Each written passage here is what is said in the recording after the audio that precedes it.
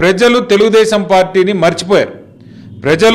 ప్రజలకు జగన్మోహన్ రెడ్డి గారు చేస్తున్నటువంటి మంచిని, ఆయన ఇస్తున్నటువంటి సంక్షేమాలని, ఆయన చూపిస్తున్నటువంటి డెవలప్మెంట్ని, ఇక్కడ లోకల్ నాయకత్వం మీద వారికి ఉండేటటువంటి నమ్మకాన్ని ఈ ఎలక్షన్లు పదే పదే చూపిస్తూ ఉన్నాయి. అదే రిపీట్ అవుతుంది. ఖచ్చితంగా ఈసారి రాబోయేటటువంటి జనరల్ ఎలక్షన్లో కూడా ప్రజలు వైఎస్ఆర్సీపీ పార్టీ వైపే ఉన్నారు అనేటటువంటి విషయం క్రిస్టల్ క్లియర్గా ఆయనకు అర్థమైంది. కాబట్టి ఒక 6 నెలల క్రిందట ఇక్కడ అప్పుడే గెలిచినటువంటి ఒక ఎమ్మెల్సీ గారిని కంచర్ల శ్రీకాంత్ అనేటటువంటి వ్యక్తిని తీసుకొచ్చి ఇక్కడ లోకల్ నాయకత్వం మీద వారికున్న క్యాడర్ మీదనే ఆయనకు నమ్మకం లేదు కాబట్టి వీళ్ళే ఖచ్చితంగా మనల్ని ముంచుతారని ఆయన భావించారేమో. మరి ఆయన్ని తీసుకొచ్చి సొంత సామాజిక వర్గం, ఇక్కడ ఆయన సామాజిక వర్గంకు చెందినటువంటి వ్యక్తులు 1000 ఓట్లు 1800 ఓట్లు ఉన్నాయి.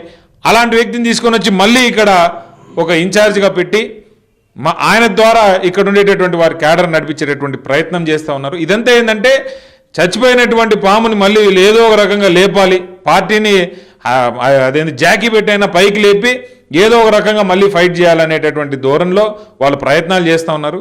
ఎన్ని ప్రయత్నాలు చేసినా ఏమి చేసినా కూడా నారా భువనేశ్వరి గారు చంద్రబాబు నాయుడు గారికి రెస్ట్ ఇస్తారో లేదో తెలియదు, కానీ నెక్స్ట్ 5 ఏళ్ళు మేమైతే ఆయనకి రెస్ట్ ఇచ్చేస్తాం.